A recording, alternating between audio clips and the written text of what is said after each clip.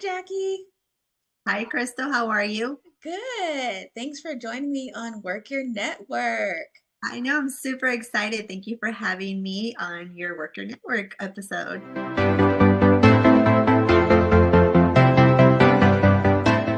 This is going to be fun. So, we work together, and I feel like you're a valued member of my network. I know that you're in recruiting, and you've had, in the midst of this crazy job market, you've actually had several job offers in a Yes. very short period of time. So, I would love for you to share just a piece of advice for folks who are looking for a job. Like, what are you doing that someone else might have not considered yet? Yeah, absolutely. So thank you. Yeah, I've been really blessed. I've had a lot of opportunities come my way, and I finally accepted an opportunity that I'll be announcing probably by the time this airs. Yeah. Everyone will know where I landed. But yes, you're right. The job market is crazy difficult right now. I mean, being a recruiter, I see so many different things that blow my mind. And it can get confusing because there's so much information, I don't know if you've seen like the green banner debate, like put the green banner, don't put the green banner open to work. And what does that mean? I think my best piece of advice, first and foremost, is be yourself and try Okay. new things. If for example, the green banner, if you want to put it up, see what it does for you. See if it works. It's not permanent. You can always take it off. Yeah. Your resume, not permanent. You can make changes to it. You can, adapt it to different roles. So I think what people just really need to try to do for me that's worked is focus. I got laid off, like thousands of other people, Hundreds of thousands. Yeah. yes, and you see it every day, and it could be a really, really scary thing, right? If you know the job market, or even if you get laid off and you have no idea what the job market's like, and you start seeing that you're not getting responses, right? So for me, is just what worked really well is focusing. What was my relevant experience? Because right now, you can't take things personal. If you are interviewing, for example, myself as a recruiter, I am competing basically with recruiters who have as much or more experience than I do, right? Right.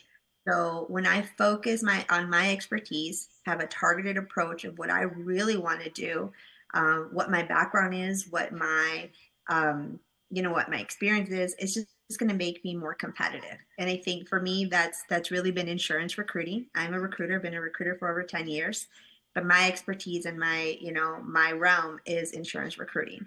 And once I figured out, don't just apply for other jobs. And I do apply for other jobs in other areas. Okay. I really found my success in sticking to what I knew most. I remember us talking about this, and you said also like going into the interview when you do get a call back, there was a lot about like research the market was really valuable to you because then you come in knowing your worth. You knew how to kind of navigate the conversation a little bit better. Yes, absolutely. I think that, first of all, interviewing is a two-way street, right?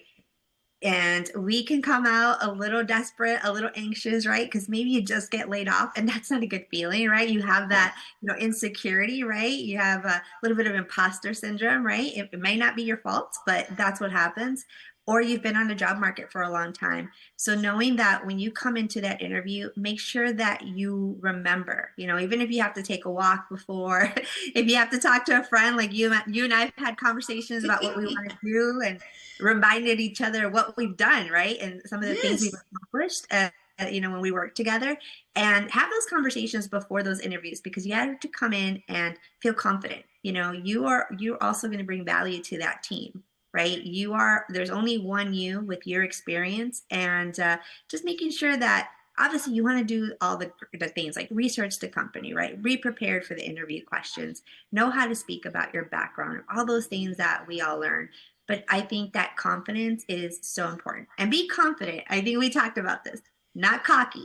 Confident, not cocky. And Yeah, be I confident. think there's a fine line there, right? You want to project your best self. You want to, speak with confidence about your value to the team, but not so much that it's off-putting. It's like, Correct, correct. You want Yeah, to know, they want to know that when you come to this team, you're going to be a team player, right? You're going to be collaborative, right? You have a lot to learn. No matter your experience, any company you go to, you have a lot to learn.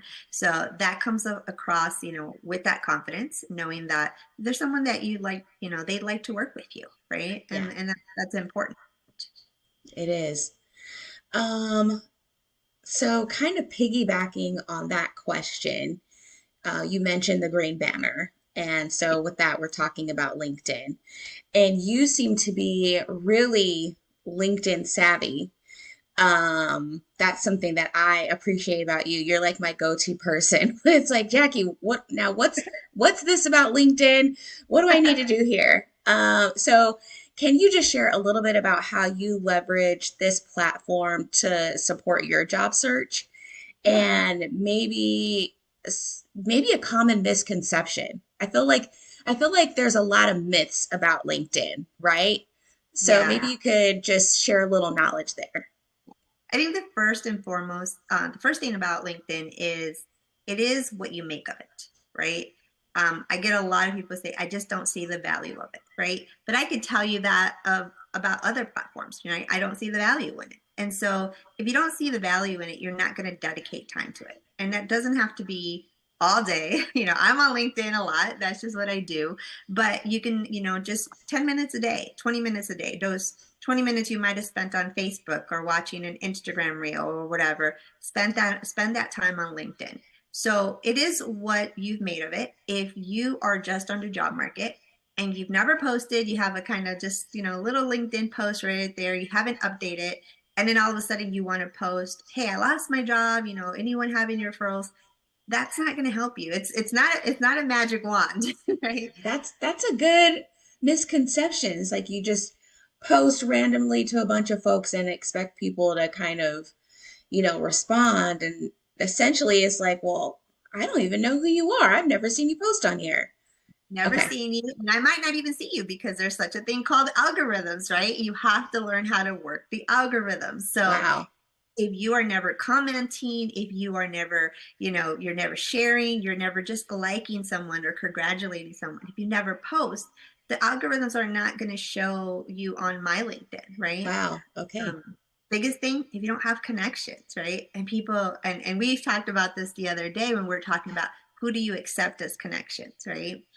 I know that a lot of people are saying, if I don't know you, I'm not going to connect with you.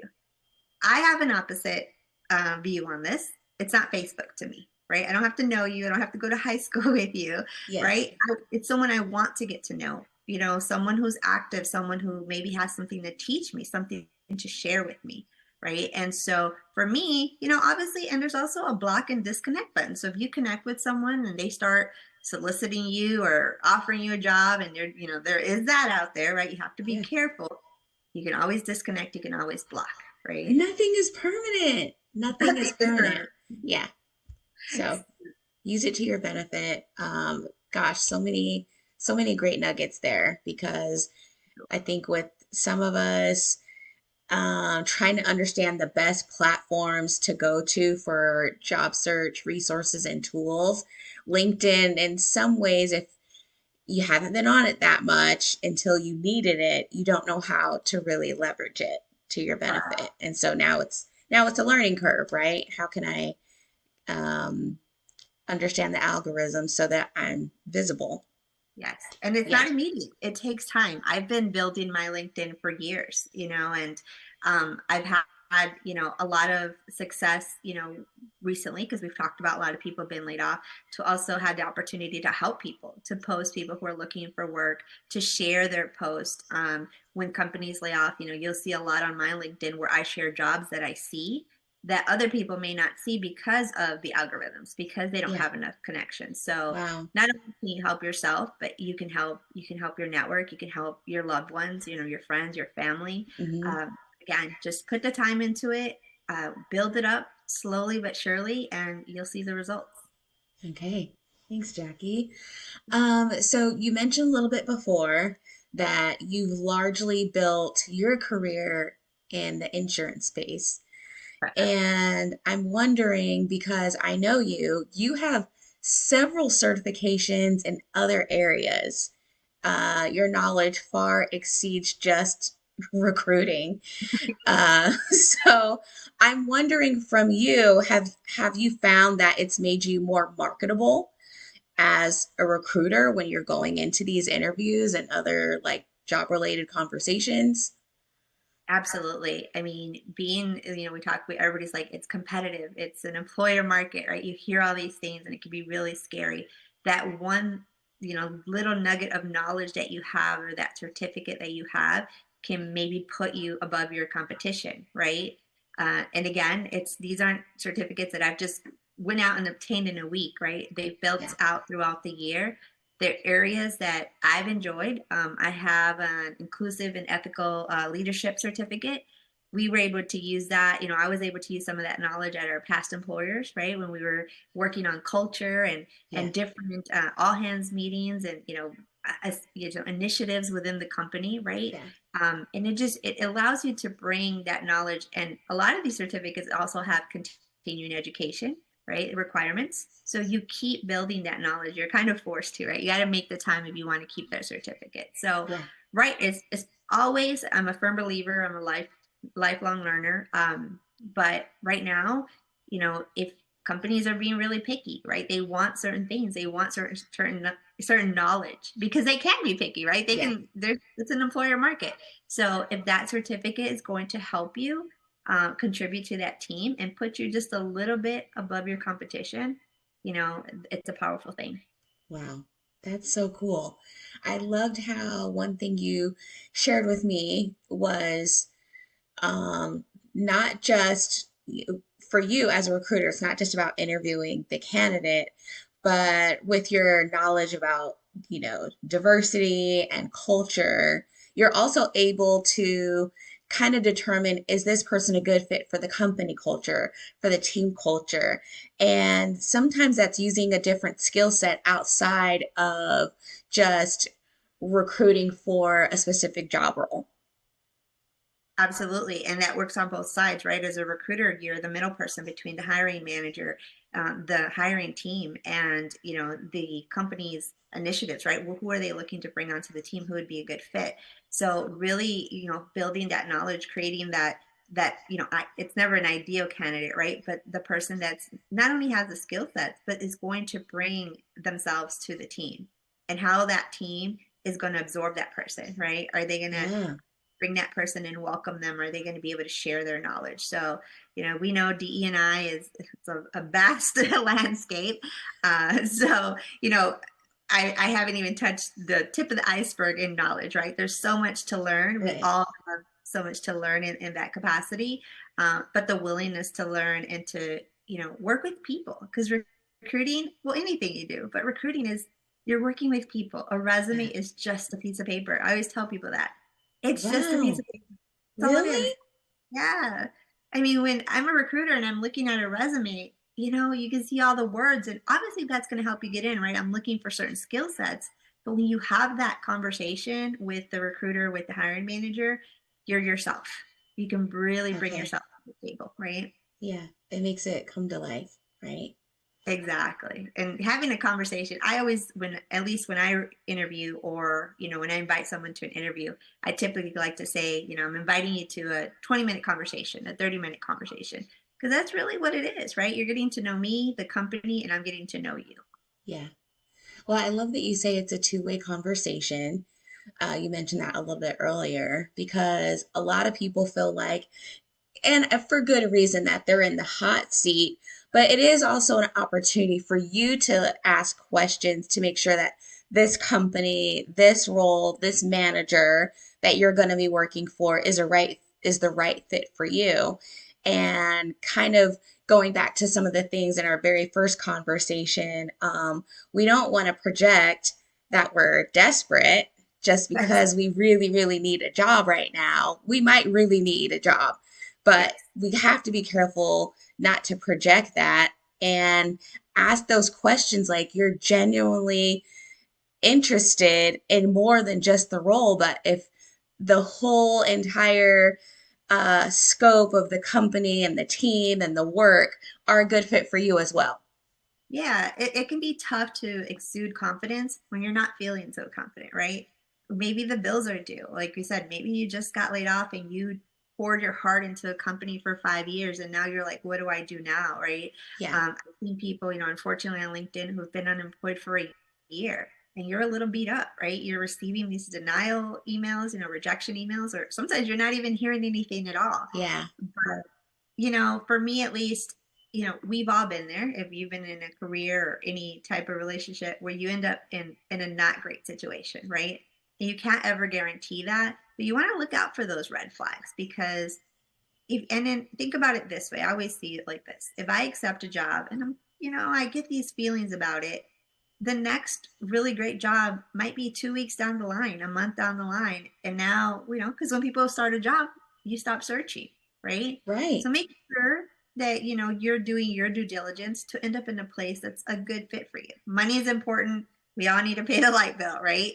But it is a We two-way all got a street. light bill. We all have a light bill. Ask the questions, get in that mindset where you can be confident, right? You don't come off as desperate because, a job is a job, it pays the bills, but we spend a lot of time there. Make sure it's a good fit for you. Yes. I love that, Jackie. Well, this was awesome. I think we just kind of like found our stride, so we knocked this out really quick. You can But tell you and I have had conversations before, yeah, right? This we is just not our like first. kind of flow together, so we didn't even have to take 30 minutes. But I think there was just so much value in this conversation. So I thank you for sharing your wisdom with us. And until the next time. Bye, Crystal. See Hey you. guys, thanks for watching. Definitely subscribe if you want to catch more episodes of Work Your Network. They're definitely coming your way. And if you want to learn more about me, Career Coach CJ, check me out on Instagram.